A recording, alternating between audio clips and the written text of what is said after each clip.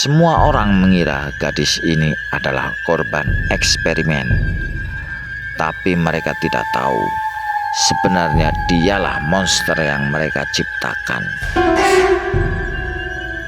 Bayangkan seorang gadis SMA yang terlihat lemah, polos dan tidak berbahaya. Ia tinggal di desa kecil membantu orang tuanya di peternakan dan hidup seperti remaja biasa. Tapi tidak ada yang tahu bahwa gadis ini sebenarnya adalah senjata manusia paling berbahaya yang pernah dibuat. Dan ketika seseorang mencoba mengungkap masa lalunya, semua orang yang terlibat akan menyesal pernah mencarinya. Cerita dimulai di sebuah laboratorium rahasia. Di tempat ini, para ilmuwan melakukan eksperimen pada anak-anak untuk menciptakan manusia dengan kekuatan luar biasa. Suatu malam terjadi kekacauan besar.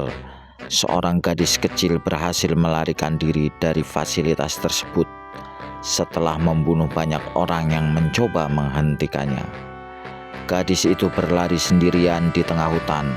Dalam kondisi terluka dan kebingungan, ia akhirnya pingsan di sebuah jalan perdesaan.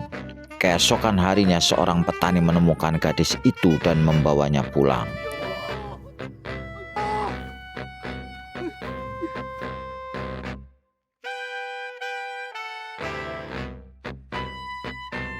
Setelah diperiksa, ada luka benjolan di kepalanya yang membuat anak ini hilang ingatan. Oleh karenanya, mereka akhirnya mengadopsinya dan memberinya nama Jayun. 10 tahun kemudian, sejak saat itu Jayun tumbuh seperti anak biasa di desa kecil. Bertahun-tahun berlalu, Jayun kini sudah menjadi siswi SMA yang cerdas dan baik hati. Jayun selalu membantu orang tuanya, terutama ketika sapi-sapi mereka kehabisan bahan makanan. Namun ada satu hal yang tidak diketahui orang tuanya. Terkadang Jayun merasakan sakit kepala yang amat sangat, terutama di bagian bekas luka di kepala. Namun karena hanya sesekali saja, Jayun pun sudah tidak memperdulikan lagi. Ia pun kembali melakukan aktivitas sekolah dan menjalani kehidupan sederhana bersama sahabatnya yang ceria dan membantu orang tuanya di peternakan. Namun di balik kehidupannya yang tenang, ada satu masalah besar. Ibu angkat Jayun mulai mengalami penyakit serius yang membutuhkan biaya pengobatan sangat mahal. Karena kondisi keuangan keluarga mereka buruk, Jayun mulai memikirkan cara untuk membantu. Suatu hari sahabatnya menyarankan sesuatu. Sebuah acara kompetisi menyanyi di televisi sedang membuka audisi dengan hadiah uang yang besar. Awalnya Jayun ragu. Ia takut jika tampil di TV seseorang akan mengenalinya. Namun demi membantu keluarganya, akhirnya Jayun memutuskan untuk ikut audisi. Saat audisi berlangsung, Jayun tampil dengan sederhana.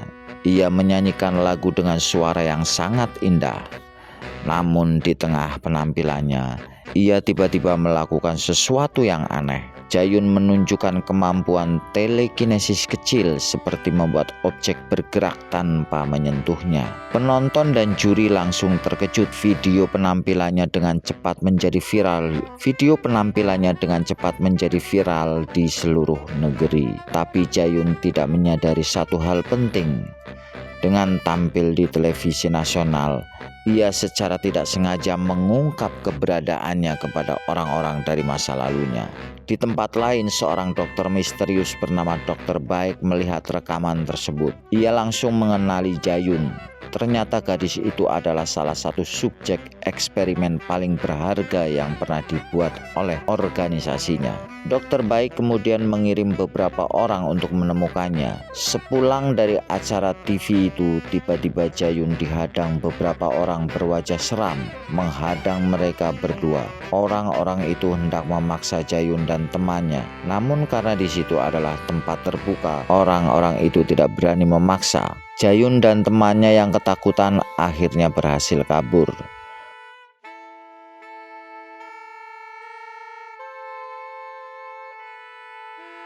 Namun mereka tidak berhenti sampai di situ saja. Ketika Jayun dan temannya hampir sampai ke rumahnya, ada sebuah mobil yang menghampirinya. Dan dengan tenang namun mengandung ancaman, ia menyuruh agar Jayun cepat pulang. Kasihan orang tua, sayang kalau mati percuma. Tak berapa lama kemudian sambil tetap tenang, ia pergi meninggalkan Jayun. Ia sadar nyawa orang tuanya dalam bahaya. Dengan sekuat tenaga ia lari menuju ke rumahnya. Sepanjang jalan Jayun cemas bukan main dengan keselamatan kedua orang tuanya. Sementara nobleman yang diam-diam mengikuti Jayun telah melihat rumah Jayun. Jayun terkejut dan cemas ketika melihat rumahnya dalam keadaan sepi. Jayun tambah cemas, namun ketika sudah sampai rumah ia menarik nafas lega. Ia melihat orang tuanya baik-baik saja. Dan sejak saat itu keluarga dan teman dekat Jayun selalu diteror oleh anak buah dari dokter baik.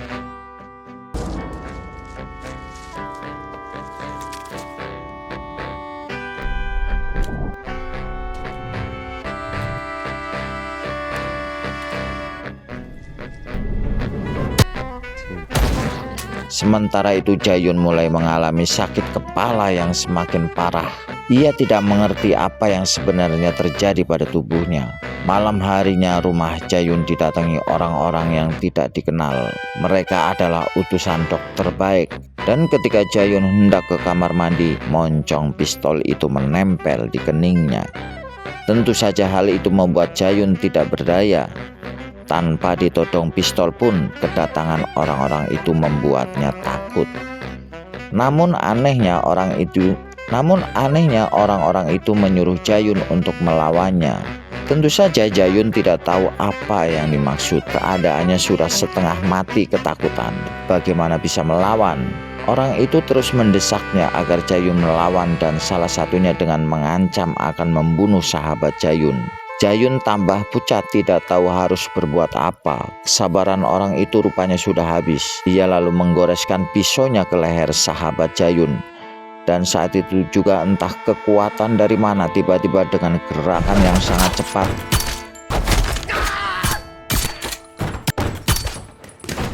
Jayun telah membantai orang-orang itu. Dan saat itu Jayun yang polos dan baik berubah menjadi Jayun yang aneh, misterius, dan kejam.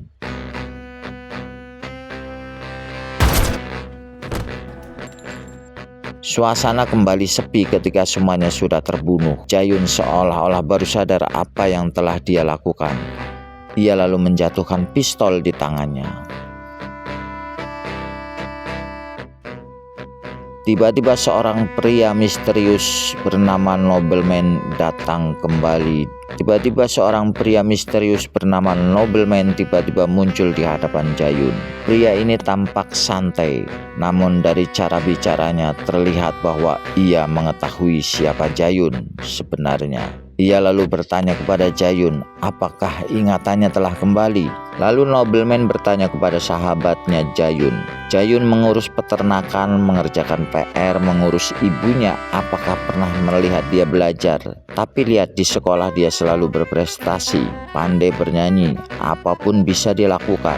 Karena dia levelnya beda dengan kalian. Nobleman lalu mengajak agar Jayun ikut dengannya agar ingatannya kembali lagi. Atau kalau tidak, ia akan membunuh semua orang yang Jayun kenal. Akhirnya dengan terpaksa Jayun ikut Nobleman. Jayun dibawa ke sebuah gedung yang merupakan sebuah laboratorium. Disinilah rahasia besar mulai terungkap. Jayun dimasukkan ke dalam sebuah ruangan. Ia melihat dokter baik di ruangan sebelah. Dokter baik akan mengembalikan ingatan Jayun. Jarum suntik itu menembus kulit Jayun. Jayun tersentak. Saat itulah muncul ingatannya satu persatu. Ternyata Jayun memang merupakan hasil eksperimen genetik yang bertujuan menciptakan manusia dengan kekuatan luar biasa. Anak-anak yang diuji coba diberikan obat khusus yang meningkatkan kemampuan otak mereka secara ekstrim. Dokter baik lalu menyuntikkan obat yang kedua. Suntikan obat yang kedua ini memulihkan kekuatan Jayun. namun obat tersebut memiliki efek samping yang mematikan. Sebagian besar subjek akan mati sebelum usia dewasa. Dan satu-satunya cara untuk bertahan hidup adalah dengan mendapatkan versi baru dari obat tersebut. Dan versi terbarunya baru saja disuntikan ke tubuh Jayun. Karena itulah dokter baik ingin menangkap Jayun kembali. Saat dokter baik menjelaskan semuanya, Jayun tiba-tiba tersenyum. Di momen itulah kebenaran mengejutkan terungkap. Selama ini Jayun sebenarnya tidak pernah kehilangan ingatannya. Ia hanya berpura-pura selama bertahun-tahun. Ia sengaja muncul di televisi agar organisasi itu menemukan dirinya. Karena Jayun tahu mereka adalah satu-satunya yang memiliki obat yang ia butuhkan untuk bertahan hidup.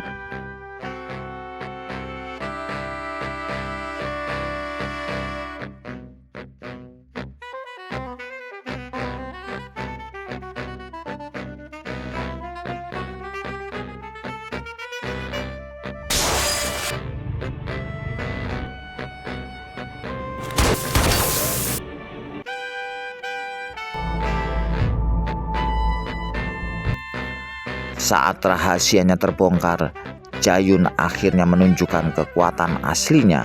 Sementara anak buah dokter baik yang merasa tidak dianggap menjadi sakit hati, dan ia berniat membunuh dokter baik. Namun sebelum itu terlaksana, ia telah bertemu duluan dengan Nobleman. Maka terjadilah pertarungan antara manusia hasil eksperimen melawan manusia biasa.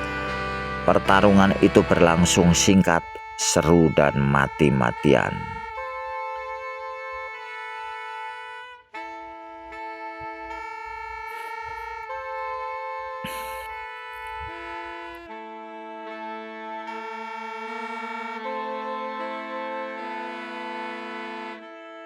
Jayun yang sudah mendapatkan suntikan kedua, ia pun pulih kekuatannya kembali. Ia membantai hampir semua orang di laboratorium. Kecepatan, kekuatan, dan kemampuan telekinesisnya jauh lebih kuat dibanding subjek eksperimen lainnya. Bahkan kelompok Nobleman pun tidak mampu menandinginya. Pertarungan brutal terjadi dan Jayun dengan mudah mengalahkan mereka satu persatu. Yang paling brutal adalah pertarungan Nobleman melawan Jayun. Meskipun Nobleman bukan tandingan Jayun, namun Nobleman cukup memberikan perlawanan yang sengit, meskipun pada akhirnya ia meregang nyawa.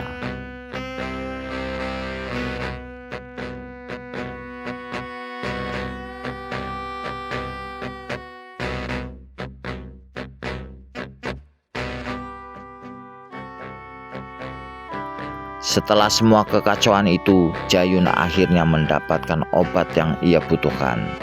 Namun sebelum ia pergi, ia memberikan pesan kepada dokter baik yang masih hidup.